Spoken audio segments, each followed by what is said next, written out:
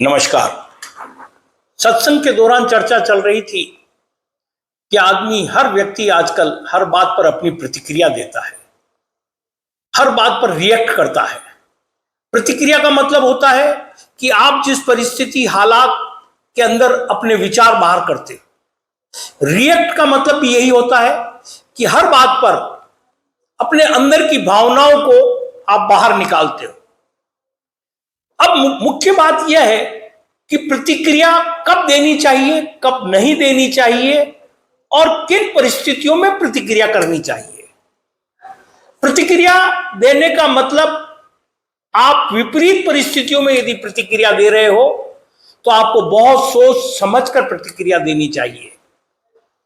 अगर कोई आपके अनुकूल परिस्थिति नहीं है, विपरीत परिस्थिति है और उसके अंदर यदि आप तुरंत कोई प्रतिक्रिया करते हो तो वह प्रतिक्रिया आपके लिए हानिप्रद होगी, आपको नुकसान पहुंचाएगी, आपकी छवि को खराब करेगी, आपके सम्मान को कम करेगी, आपके बारे में धारणा लोगों की अच्छी नहीं बनेगी।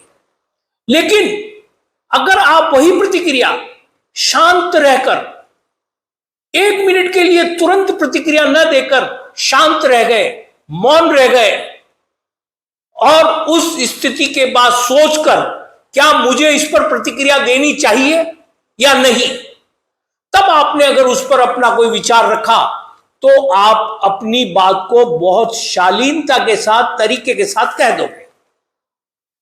प्रतिक्रिया देने से आपके अंदर की जो कमजोरियां हैं वो सामने वाले को पता लग जाती है कि आपको गुस्सा कब आता है, आप नाराज कब होते हो, किस बात से आप चिढ़ते हो।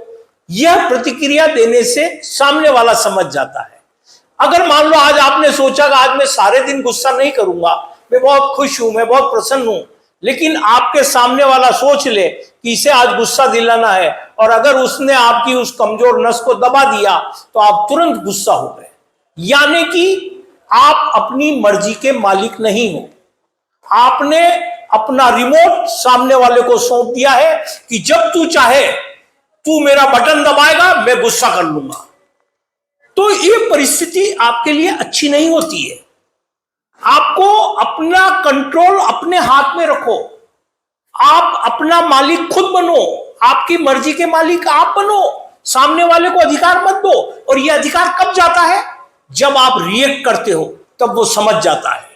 उदाहरण के तौर पर मैं आपको समझाता हूं कि अगर मान लो किसी ने आपको कुछ कहा और आपने उसको कोई प्रत्युत्तर नहीं दिया, आपका अपमान किया, आपने कोई जवाब नहीं दिया, आप मुस्कुराते रहे और बैठे रहे शांत एकदम, वो आदमी चिंता में आ जाएगा कि यार मैंने इसको इतना कहा, भला बुरा कहा, इसका अपमान किया, लेकिन इसने कोई रिएक्शन नहीं दिया, ये बिल्कुल शांत बैठा रहा है, अब ये क्या करेगा। वो तनाव में आ जाएगा कि अब ये क्या करेगा। और वहां पर सुनने वाले बैठे हुए लोग के मन में आपकी छवि ऊंची हो जाएगी कि यार बहुत गहरे पेटे का आदमी है, इसने बहुत शांतिपूर्ण अपने आप को रखा, इसने कोई प्रतिक्रिया नहीं दी। इसी प्रकार एक उदाहरण और है।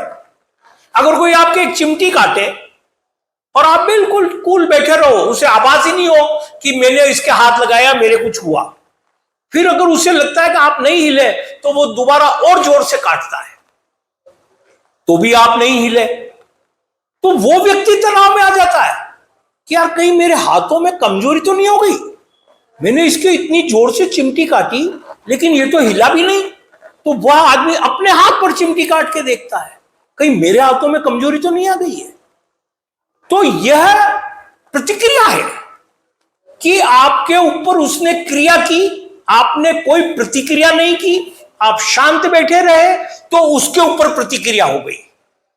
क्रिया की प्रतिक्रिया होगी, लेकिन अगर आपके ऊपर क्रिया की गई है और आप शांत रहे हो तो वह प्रतिक्रिया सामने वाले के ऊपर हो जाएगी।